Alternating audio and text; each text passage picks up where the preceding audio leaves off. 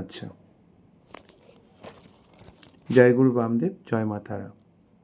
আপনাদের অর্থনৈতিক সমস্যা দূর করার জন্য একটি কার্যকারী টোটকা দিচ্ছি। বহু মানুষের এতে উপকৃত হয়েছেন, সেই জন্য এই টোটকাটি আপনাদের সঙ্গে শেয়ার করছি।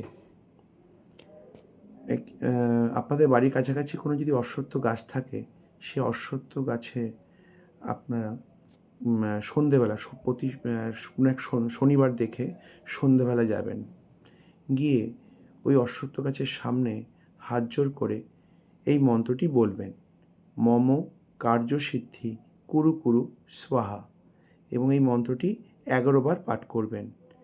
এরপর ওই গাছের তলায় সর্ষের তেলের একটা প্রদীপ জ্বালিয়ে আসবেন। যাওয়ার সময় পেছন দিকে আর তাকাবেন না। পরের দিন শুদ্ধভাবে ওই অশ্বত্থ গাছ থেকে একটি পাতা আপনার মানিব্যাগে রেখে দেবেন। এইভাবে পরপর 7খানা শনিবার করতে হবে। ভালো থাকবেন এবং এই নিয়মটি করবেন। এতে বহু মানুষ উপকৃত হয়েছে, আশা করি আপনিও হবেন। ঈশ্বরের প্রতি বিশ্বাস রাখবেন। ভালো থাকবেন।